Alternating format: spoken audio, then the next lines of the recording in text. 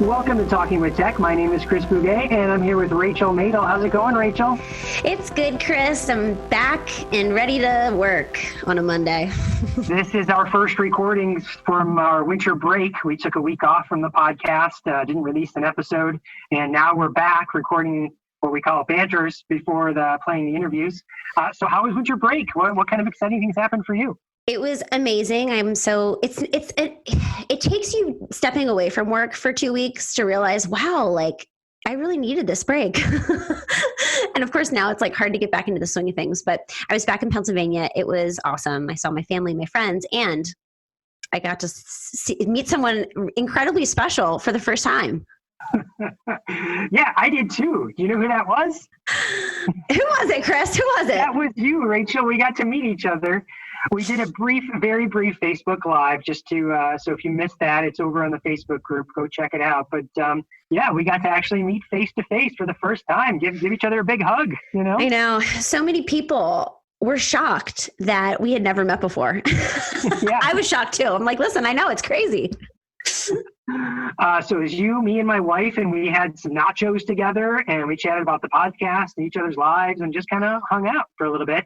And then actually, I got to meet your twin brother. You've talked about him on the podcast. Showed up for a little while and got to hang out with him for a little bit too. I know. It was really fun. It makes me, I was so happy, obviously, but it makes me kind of sad because I feel like if we lived closer, we would do that all the time. Oh yeah, I felt that same way. I know my wife felt the same way. It's like, oh my God, we would be best buddies and hanging out all the time if we weren't just best buddies virtually, you know? I know. It's so interesting though how the internet can foster such, strong relationships. It feels crazy to me that we had just met, but we had been doing a podcast for 2 years. So the power of the internet.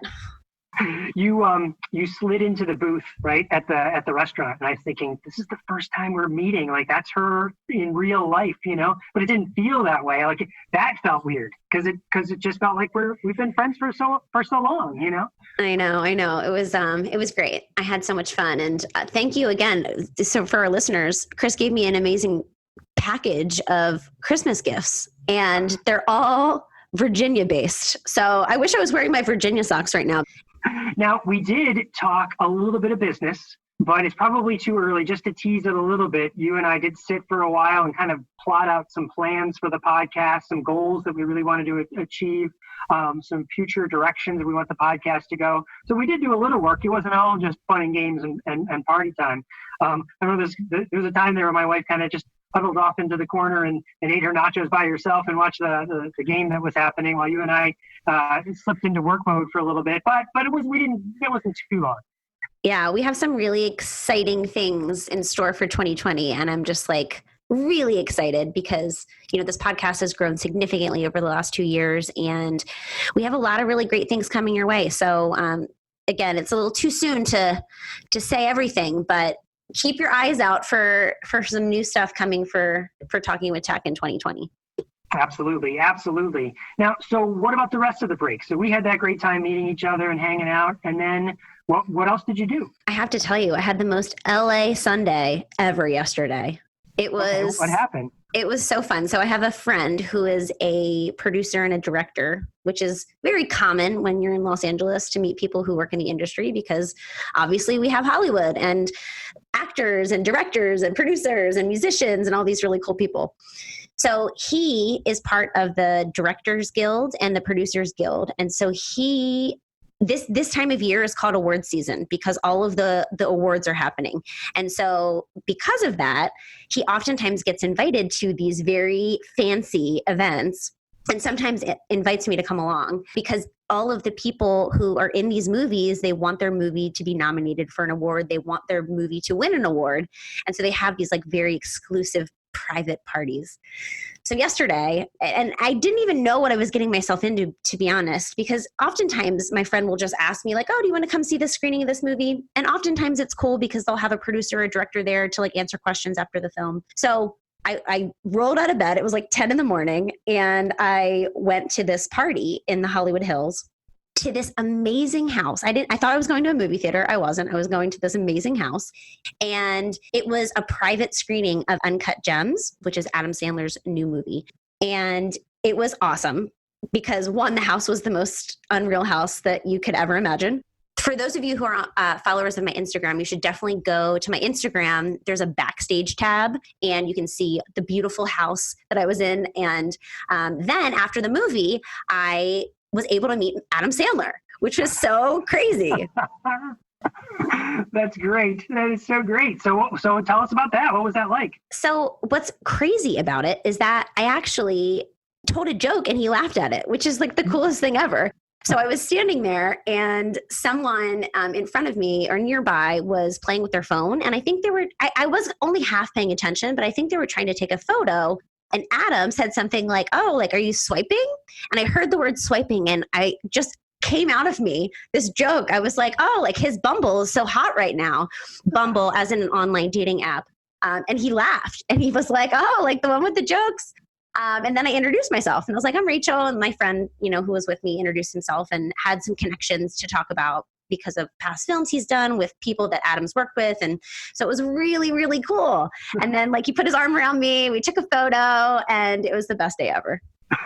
Which is also up on your Instagram, right? Yes, it is. Me and Adam Sandler, a picture on my Instagram. And everybody has been going crazy. They're like, "Oh my God, is that really him?" I'm like, "It's really him." And I had no idea. Otherwise, I probably would have, I don't know, done my hair or like worn a cooler outfit. But it was really fun. And it was really cool because it was a very intimate party. Like there were only, 40 or 50 people there. So it was very small. This house has this insane movie theater in it. I just felt like the fanciest LA girl ever. That is a great, great story. Have you met other celebrities that are living there in LA before? I haven't met that many celebrities. And part of the reason is that everyone in my inner circle knows and makes fun of the fact I don't know anything about the entertainment industry.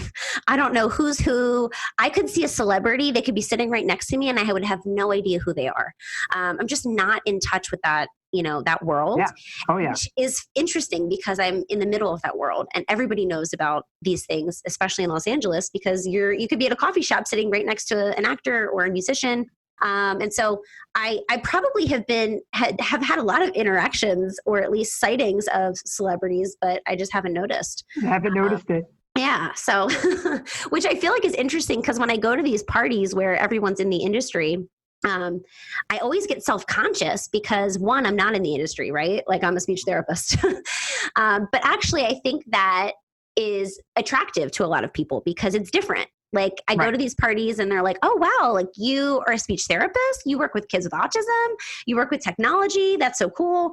So it's actually been quite nice because initially I would get really self-conscious. Like, what am I going to talk about? I don't really know. Like, I don't know. I know nothing about like, actors and movies that have just come out and TV shows that all these people are talking about. And especially the creative elements of all those things. But it's been really interesting because when I tell people what I do, they're always really curious and engaged and finding out, what exactly I do and who I work with and what my like day-to-day looks like. Yeah, absolutely. Because it's probably, I'm sure it is, a very different world, right? I mean, I know if I went to a party and it was with a bunch of other speech therapists, all we'd ever talk about is speech therapy. You know what I mean? Yeah. Which is fine. You know what I mean? I love talking about that stuff. But then if I was an actor and all we ever did was talk about the business, it would get tiring. So meeting someone who's outside of the industry would give me oh my gosh, yes, tell me everything about that, and it might be just enough, especially speech therapy. I might know somebody that gets speech therapy. I might know a kid that has a disability. So there's always that personal connection as well.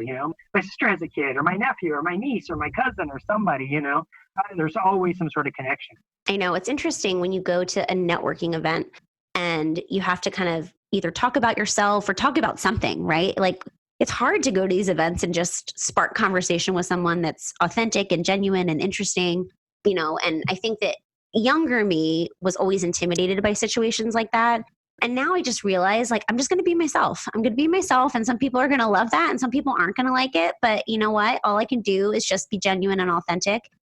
And I feel like a lot less pressure in situations like that, especially in Los Angeles. There's a lot of pressure to like about, what you do, what car you drive, who all these things that in the grand scheme of things don't really matter. And so I used to get really nervous, like, oh, like, I'm not in the industry or I don't drive a fancy car, or, all these things. And now I'm just like, you know what? I am me and take it or leave it. I'm just going to be myself. And there's such a calm and ease that comes with that attitude. Yeah, I think that comes with over time. You know what I mean? I bet you everybody goes through a little experience like that, no matter where you are. I mean, maybe it's amplified in LA, but where you are coming into your own, you know, and then you're just comfortable with like, oh, sorry, this. I know when I was younger, I would have that experience too. Like, well, everybody has to like me, you know, and I don't want to do anything at all. And if I was in a room full of 100 people and 99 of them liked me and one didn't, I'd be like focusing on that one person. Well, why don't you like me? And now it is what it is. You know what I mean? I still try and be nice and kind to everybody, you know, don't get me wrong, but I don't feel like I walk around being a jerk, but I kind of accept it more that you just got to be who you are, you know?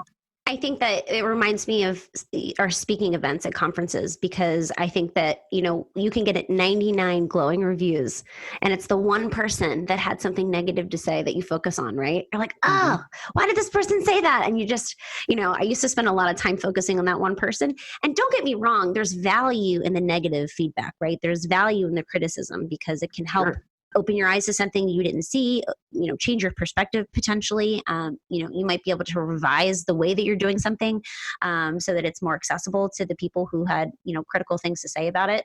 But yeah, I think that it's important to just remember, you know, 99 were great, one, maybe not so much. That's normal. That's typical. Yes, absolutely. So speaking of that, speaking of speaking at conferences, that's what the interview is today. So here I had this kind of weird experience when I was in Indiana. Weird isn't the right word. I was doing a presentation on coding and robots, and the conjunction of that, you know, we talked about that on the podcast before, the merging of coding and computer science and robots with language and using AAC. And so I was doing a session in Indiana, and a number of people showed up to the session, but it wasn't the number that had come to my other sessions on other topics. You know, I feel like sometimes when I title a session on coding and robots, it scares a lot of people away. Like, yeah, that's not for me, you know. So a number of very highly interested people came, and it was a small enough group that it was a 2.5-hour session. So it was a really long time to be talking about coding and robots. So a number of people came for the first like half hour, got some information and left. 4 people stuck it out, where they played with a bunch of different robots that I had brought and that I had available there. And we really did a little deep dive into activities and discussion around it. And so since there was only 4 people there, I had said, hey, would you mind if we recorded this as a podcast episode? And so we pulled ourselves together. You know, the first hour or so, like I said, was playing with the robots and doing our own thing and having a discussion. But then like I said, a deep dive, we kind of pulled ourselves into a big circle. I threw up the recorder and I said, let's just chat about it, you know, and let's put this out as a podcast episode. And some of the people that participated, one in particular, is a past interviewee. So it's Kelly Fonner, who we had on to talk about pod. She's a pod trainer. So she participated in that. And then there's 3 other people that work in the field of assistive technology and AAC that we just had a great, about 45-minute discussion about the idea of coding. We came up with implementation plans and activities that you would do with kids, and just how we would merge the world of computer science. And there's all these new computer science standards that have come out in many states, and a lot of teachers are wrestling with how do you teach computer science. And we were saying, well, let's do that for students with autism, students with disabilities, students with language impairments. Let's not let them be left behind. Let's let them learn about computer science and coding as well. And let's do it with this fun, engaging medium of robots. So that's what this interview is. I'm really excited to listen to this. This sounds exactly, it sounds like you turned lemons into lemonade, which I really appreciate. It's also funny you bring up Kelly Fonner, because literally yesterday, I was looking up pod trainings. Kelly, I know you're listening to this. Please have a pod training in California or Pennsylvania. I'm happy to go home and go to a pod training. But I really want to do a pod training. It's like one of the things, like I feel like I've done a lot of really awesome trainings, and pod is one that I haven't done, and I really want to do it. So agreed. Kelly? I have not done an official pod training as well, or either. And so I would absolutely love to go to a pod training done by Kelly Fonner or any of the other pod trainers as well. But Kelly's the one I know the best, so it would be awesome. Yeah. Oh my God, Chris, if we could do the training together, my mind's blown. Let's do it. We would have a blast. We would have a blast together. We would have so much fun, and we would learn about pod, which I'm really interested in. Me too. All right, so without further ado, have a listen to this great interactive discussion at the Access to Education conference that happened back in November of 2019, where we talk all about coding, computer science, and robots, and AAC. So, Rachel, before we head into the rest of the episode, in case people missed the announcement on last week's episode, let's give it to them again. What's the big announcement? We have a Patreon site now. So Patreon is a platform that you guys can go to help support our podcast financially. We know that you guys love our podcast because you come up to Chris and I at conferences, you send us emails, you tag us on social media. We love all of your support. But unfortunately, this podcast is not free, and we have a team of people working behind us to bring you amazing AAC-specific content every week. So if you are interested in supporting us, now we have a way for you to do that. Chris, where do they have to go to support us? They go to patreon.com/talkingwithtech, and you can find right there where you can sign up. And it's, how much is it a month? $8 is what we are asking for our core members. $8 a month. And then what's exciting is that once we get to 50 Patreon members, we're going to open up a new tier, which is going to be really exciting. We're going to offer all types of other things. We haven't specifically decided yet, but we have some ideas. One is a live Q&A with Chris and I. So having a time to ask us in real time questions that you might have. Another one is to have learning tracks. So if you want to learn about a specific area like core words or aided language simulation, we're going to organize all the episodes that you need to listen to acquire that skill set. We can shout out you guys on our social media because you guys are also, we should probably just do that anyway because you guys are doing amazing things on social media. I'm so excited, all of these people who are doing amazing content and sharing all of their resources and knowledge and therapy ideas on social media channels. Another idea we had was that we've done those listener feedback episodes and listener question episodes where people write in with questions and then we sort of answer them. Well, we have a long list of those questions, but we could organize them based on people who are participating in Patreon. If you're a Patreon member, then we'd bump your question up in the queue and we'd get to you first. So we're really trying to figure out ways that we can create a supportive community around our podcast. We already have amazing listeners, but we want to interact with our listeners. At this point, Chris and I, we hop on every week, we talk to you guys, but no one's really talking back. And so I feel like we want to create a community where we're able to have dialogue with our listeners who are really interested in learning more about AAC. This is perfect for students. It's perfect for graduate clinicians. It's perfect for CFY clinicians. It's perfect for speech therapists who are like, I don't really know what I'm doing when it comes to AAC. So there's a lot of different areas that we can dive into. But first we need to get to 50 Patreon members. So if you haven't signed up, we would love your support. Just go to patreon.com/talkingwithtech or our bit.ly/TWTpod. And we would be very grateful for the support that you showed us. So without further ado, let's hear the discussion that happened over at the Access to Education Conference in Indiana.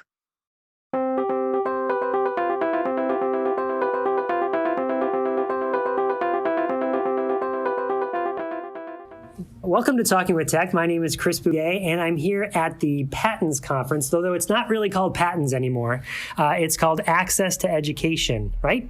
Yes. Everybody? Yes. And I'm sitting in a group with 5 people, me being one of them. So we've got Darla Ashton. And Darla, can you tell people a little about yourself? Yeah, I work for a local school district. I'm the assistive technology coordinator, but I also double as a BCBA. Fantastic. Well, thanks for being here. Yeah. And we've got Brian. Brian Franklin from Louisville, Kentucky, Jefferson County Public Schools, Assistive Technology Liaison. And thank you for being here. Appreciate it. I'm Catherine Brown. I'm a speech therapist at Ben Davis High School on the west side of Indianapolis. And I work with grades 10 through 12. Awesome. And we've got returning guest to the podcast. Kelly Fonner. Hey. I do training and consulting in educational and assistive technologies.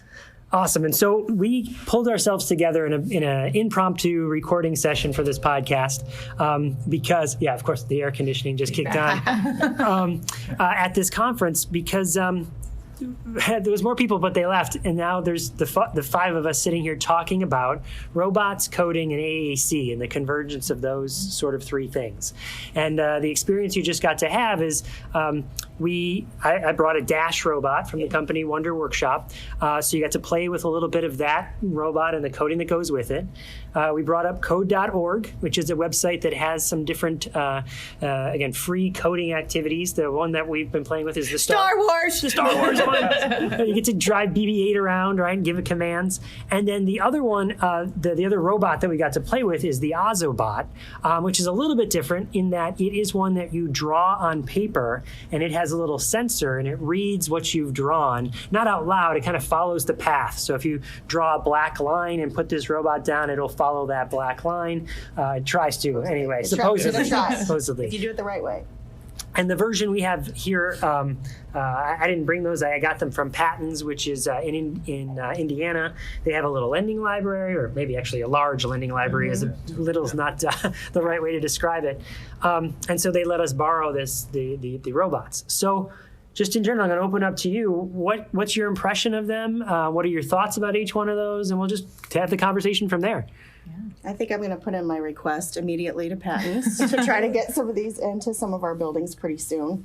I guess from your session today, what was kind of interesting to me was thinking about, we have this big focus on core vocabulary, but how we can be using some of these standards from Indiana and bringing it into our classroom and using some of our AAC with those standards. Now, when you say standards, can you describe that a little bit? Because sure. I think people are probably thinking about like the literacy standards or reading or math standards, which all of those too, right? Yeah. Those two, but what you're specifically referring to. So we spent some time today talking about like the computer science standards that Indiana has, and I think we're always looking for ways for our classrooms to be more included in the general education curriculum.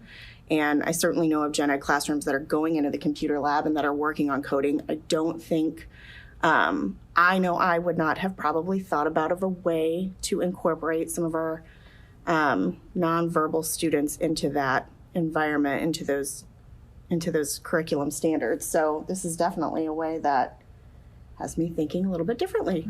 Fantastic. Other thoughts? Yeah, I had not even thought about robots since we were talking earlier, middle school. I was in a robotics class in middle school, and this was just bringing back all of those fun feelings of like working with my friends and running to the computer and like programming something for a robot to do and running back and trying it, and then usually it not working and us griping to the teacher and saying, it didn't do what I wanted it to do. And he goes, it's a robot. It did exactly what you told it to do. So that seems like a you problem. And so we'd go and we'd rework, and that experience of getting to collaboratively work with peers is something that I think a lot of my students at the high school in our self-contained settings sometimes miss out on just by virtue of being kind of in a separate environment. So I think that it'd be a really cool way to broach that inclusion topic with something that is super social, is super high interest, I think, and age appropriate, which I'm always looking for at the high school level. So I honestly, my brother is a big robots nerd, and I wish I had been like, hey, let's talk about this sooner than now, because it seems like a really neat tool that I can absolutely take back and use. So older brother, younger brother? Younger brother. My dad's an engineer, my brother's an engineer. He's been into robots for forever, and so yeah. So when you like younger, like no, in school, like 24 younger, just a couple years gotcha younger. But still playing with, experimenting with robots. Still coding. I mean, I don't like when people ask me what he does. He works for NASA, so he's like, it's really rough. But a lot of coding stuff, a lot of computer. He builds his own computers and things like that. He's now a guest speaker at your next, class. Right, yeah. I need to have him in. But he's definitely always been into, coding stuff. And I've always said, he's the techie sibling, or he's this quote unquote smart sibling. But I think it'd be cool to get him. I'll be like, hey, guess what? This is this cool kind of language social thing. I've always been that sibling. And so say, hey, this is something that kind of melds both of those things and gets kids kind of talking. So I think it'll be fun to chat with him about that. Well, the fact that you just said finding something age appropriate, just sparked in my head. Like when we're going to spend money for some of these classrooms, and when we look at quote unquote toys and things that we can incorporate in instruction, so many of the times they are age specific products, but this is something from the different activities we looked at today that you could use with any age. Oh, yeah. That could generalize across a classroom. If you are in an included classroom that has K through 5, you could think of different types of activities that would fit each grade level. And thinking of inclusivity, like inside the school building, because I'm thinking of like service projects for a STEM team in a high school, because it is age appropriate. So you have students who are typically excluded from types of activities, could do this with other members of a STEM team. I know some of our schools have STEM teams, like where it's actual students and they belong to this and they go compete. So having these students, you know, at the same time learning these core vocab words we learned today, teaching next in turn, and then doing that collaboration, there's that communication building. And then it just, you know, grows from there as far as a project. And I love that with the core words, because so much of what I find online, I have to adapt to make it more age appropriate, because there's a lot of cute, you know, animated graphics. Yeah, exactly. Jumping bunnies. I love Brown Bear, but like I've got to figure out another way to teach look, because my 20-year-old AAC user doesn't care about Brown Bear, nor should they. So I think that giving that opportunity to say, oh, look at the robot, that's a way more, and it's real life. It's not flat. It's not 2D. It's you can get your hands on, and we know that for our kids with multiple disabilities and things like that, the more multimodal learning you can use, the better. So I think it's a neat. Robots are cool, man, and I forgot about it until today. So. Well, I love that you got to play with them in middle school. Yeah. My first experience with programming was with cards that you punched holes in so that you could put them through, and they would just come out with a fancy array. Yes, I've heard of those. I've never. Was that Fortran? Yeah, it was before that. Before C++. Yes. Well, that's basic. Don't you feel like? I feel like that's what happens a lot of times when you. Even the name of this, there's only 5 of us sitting in this room right now. And I feel like, well, could I have titled it better? Could I have gotten more people? Because when they hear the word coding, they might jump to something like, well, I can't do that. That's something way beyond me. And I hope, you see today, that it's not that at all, right? I mean, in 15 minutes, you had figured these out and you were playing with them. Well, I probably never would have come to this session I was sharing with you earlier, with the exception of I was working with a student last year who was really into robots. He was really into taking things apart. So that was kind of his... that was his free time activity. He wanted something. Oh, there he goes. He's talking to us. He wanted something like this. He doesn't want anybody to take him apart. Well, my kiddo, that could be a whole day's activity, and he was interested in the science behind how things worked. So I brought in a robot, but I did not know how to use it. I didn't know what I was doing with it. So then he didn't know what to do with it, and so it did just become a let's take it apart and see what's inside. But that's why I came today, because this is what is happening out there, and it's coming more and more into the school system, and you can't get left behind. You got to keep up and figure out how to use these things that are of high interest with our students right now. Mm-hmm. And the aspect of bringing language into the whole thing. I mean, there's so many different ways we can do it. I mean, from the very simple of more, make it more, but then kids that are putting language together as they're building the scripts that are happening. I've got a couple SLPs that I work with that will do things with color coding and making sure that people aren't just using one word, but putting more than one word together. Mm-hmm. And so I'm trying to figure out how all that can fit together in this as well. Uh-huh. So, using more than one word and using more parts of language to describe some of the examples that you had given. Right. These Ozobots with the color changing, every time it runs over a color, you just mentioned that. The color coding sequence changed and everything. Here's this modal language. So make it blink each time it hits a certain area, and pair that with a word. Yeah. So you could do teaching language structure. If you could put like a picture symbol underneath, so as it gets to there. Matched with the line next to it on a piece of paper. Teach that language that way. So we're using the chat editor tool a lot. Can you describe that for people who might not know what that is? Sure. Well, you probably describe it a little more eloquently than I can, but it's free, and you just download it to your computer, and it's a way for you to go on and type in words, and then it will match it up with the symbol system that you're using. So, for example, we have a lot of words for Life users in our district. So we'll go on there, the SLPs will go on there and type out things that they want picture symbols for, so that we're using those language picture symbols around our classroom. But I'm thinking with these coding robots, you could go in and use that chat editor tool to get your picture symbols aligned for the core vocabulary and use those as your prompts. And then you could have your AAC users dictating what you want to code and have those robots do. Mm-hmm.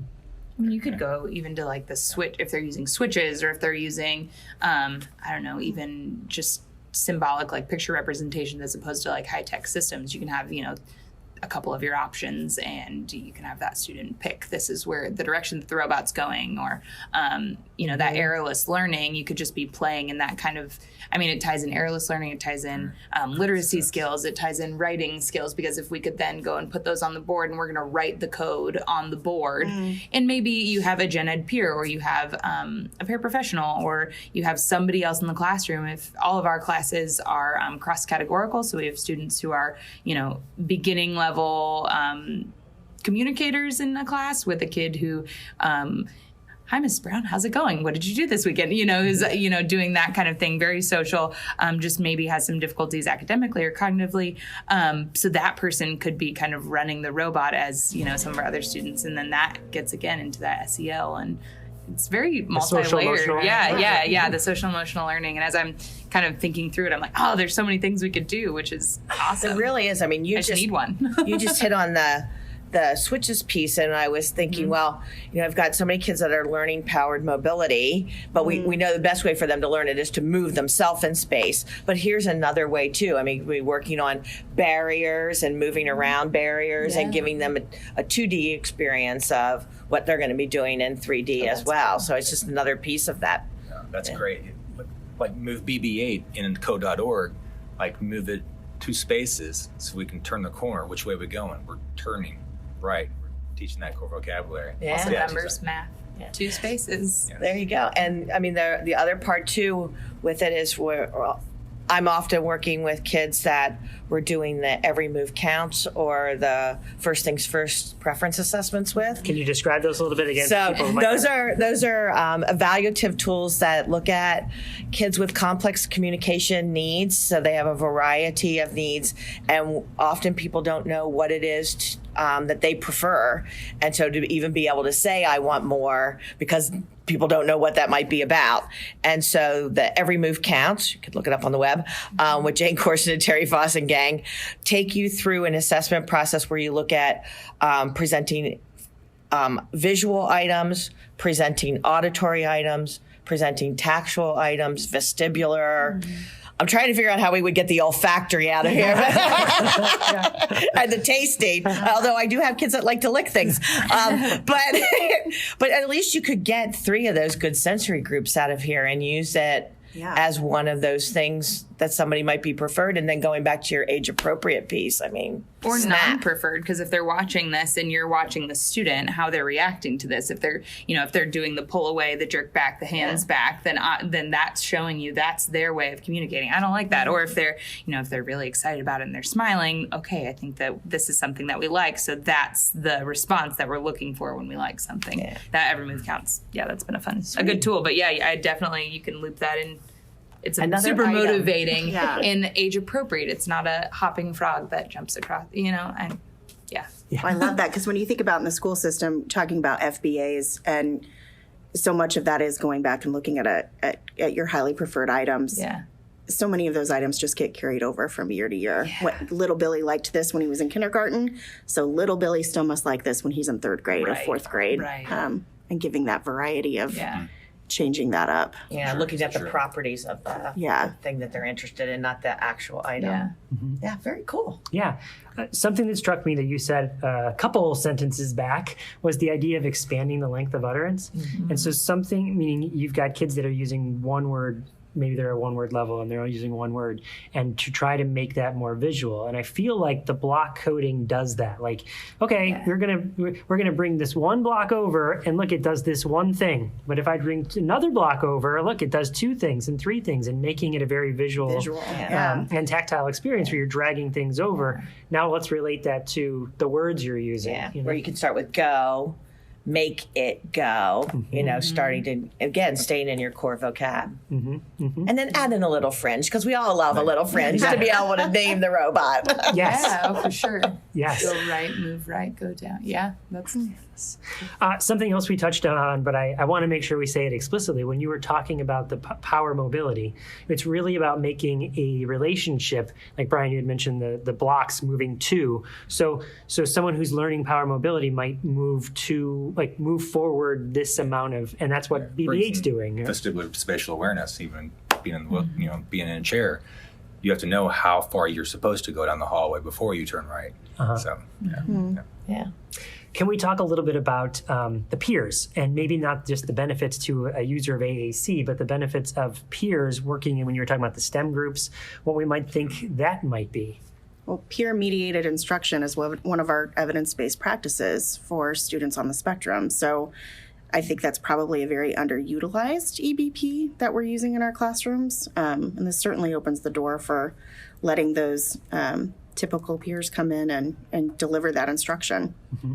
So you could ask a typical peer, like, all right, in this classroom, we're trying to learn these words. Here's 10 words. How would you design a lesson around that? Or what kind of, something like that? Guarantee any fifth grader knows more than I do right now about what to do with these toys. So yes, I would feel very comfortable handing that over to them. And the best way to learn is to teach, right? Mm-hmm. So that's benefiting those peers, and it's benefiting everybody. Mm-hmm. That'd be a cool idea, just facilitating it. Just be the facilitator. Let that take off. Well, and last week I was in a 7th grade coding class, and with, gen ed kids, and the student I'm following is using an AAC system, but it was more about following the directions that the computer science teacher had given them. Then, he had them set up in a problem-solving way, but for the student that I was following, it was more about, could he follow the directions? Could he read the information and duplicate that in the software? And I'm sorry, I don't know what software it was they were using.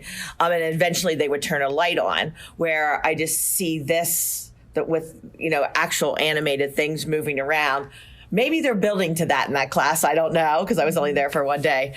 But I just see so much more that he would do with his communication systems, because he's kind of 7th grader now, that very aware, socially aware of he's different from everybody else. Mm-hmm. And so he only uses his communication system kind of when pushed. Mm-hmm. And everybody is trying to understand his voice, because he sees himself as a vocal speaker. Mm-hmm. But I think that, having the two matched up together and a little bit more activity than read the direction and put it in, read the direction, put it in, might encourage him more to use his electronic voice in class. Yeah, absolutely. Absolutely. One of the things I talked about and showed was a little activity in Scratch, which is another free program from MIT, where my son and his best friend, I challenged them with this problem of, can you teach the word go, and can you use this program? But something I failed to mention is that Scratch is very similar to Tar Heel Reader, in that there's a whole library that once he publishes that, it goes into a place that the community could find it, and I wonder about that, is even if you didn't know an AAC user, even if you didn't have them in your schools, or if you did, could that be a challenge that we pose to kids, is like, here's 50 core vocabulary words, pick one, and design a lesson that could go into this library so that other people could go in and find them. I don't know, what do you think? Well, you were talking about maker teams. I mean, those are the kinds of things that we look for our maker movement, and that you've got something of value that you're creating.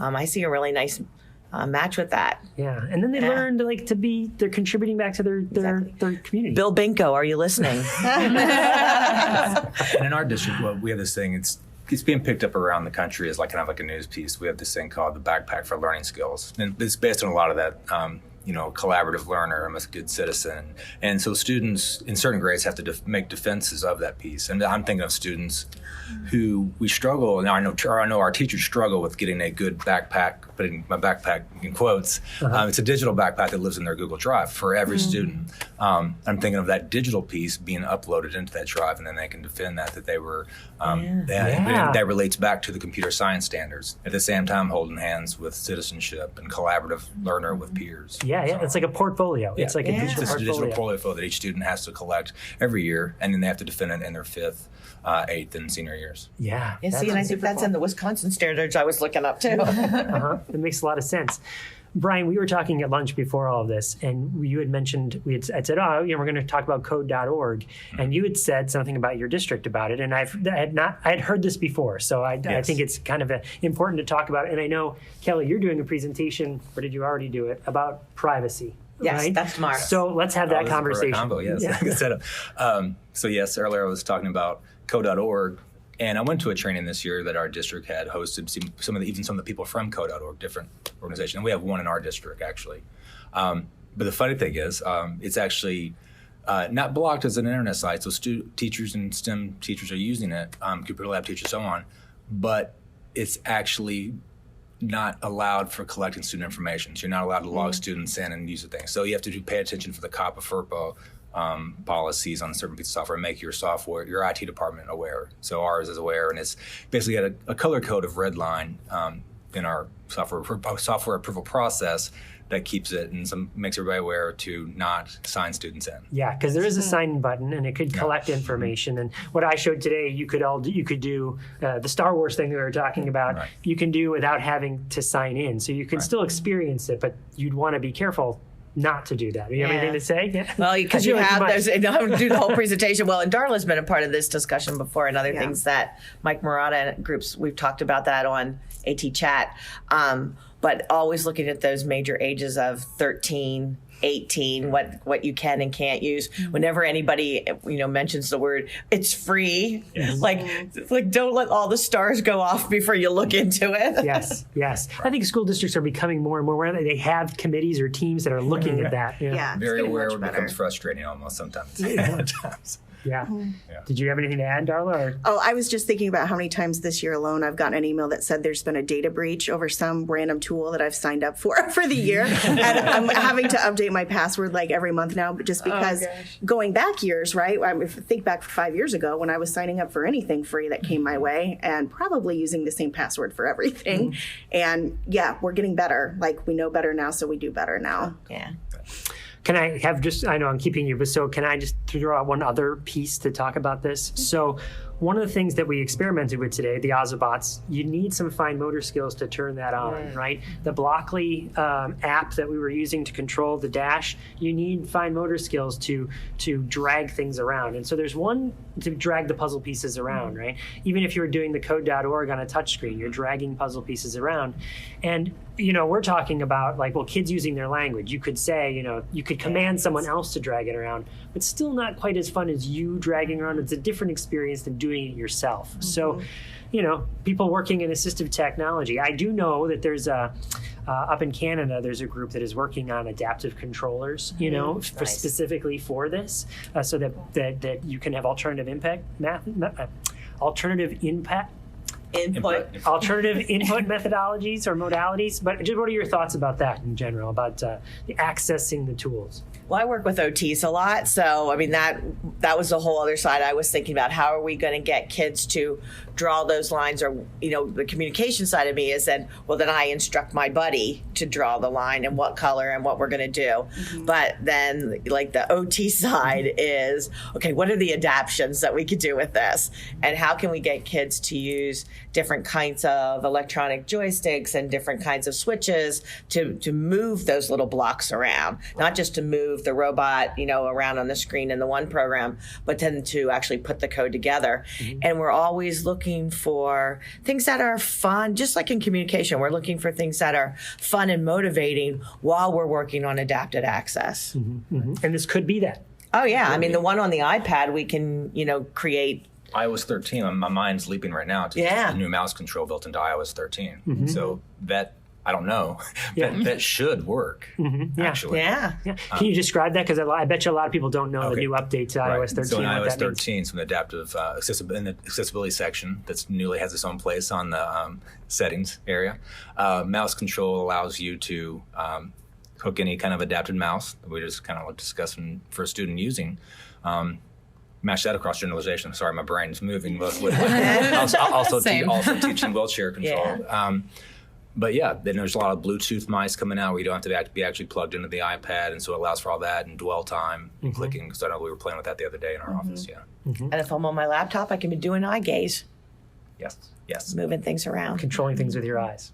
We use the Bluetooth switch a lot from AbleNet to hook up our different, accessibility switches to when we're working on the iPad. But you're right. That's the first question one of my OTs is going to say is, how can I get our kids participating with the fine motor in this activity? Which is a good opportunity for collaboration, which is what I was thinking that's an awesome time to pull everybody together and just say, all right, let's figure it out. And I think that's such a cool movement to have special kind of, as an SLP, it's awesome to have special services involved in some of the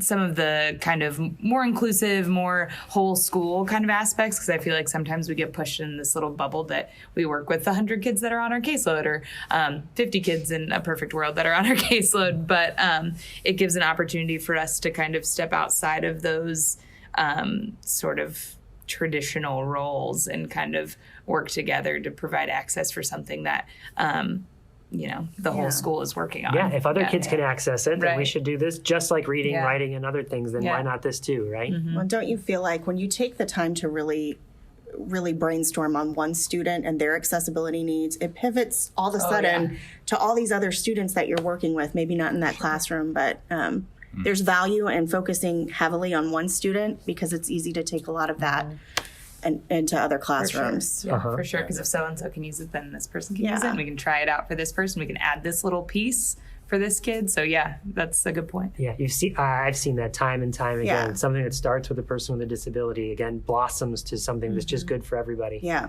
Yeah. UDL. Yeah, there we go. That's a great way to wrap this up.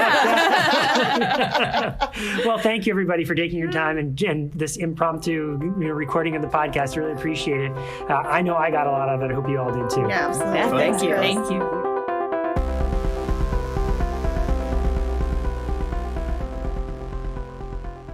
Please listen carefully. Hi, I'm Matt Hott, one of the hosts of Speech Science, a weekly podcast bringing you all the information that you can handle related to speech sciences and disabilities. Michelle Wintering, Michael McLeod, and I interview leaders and difference makers in the field. Every Tuesday, we drop a new episode. You can find us on iTunes, Android, and on our website, www.speechscience.org/Speech Science Podcast. Join us as we try to find the answers to the question, what is communication? You're listening to the Exceptional Podcast Network.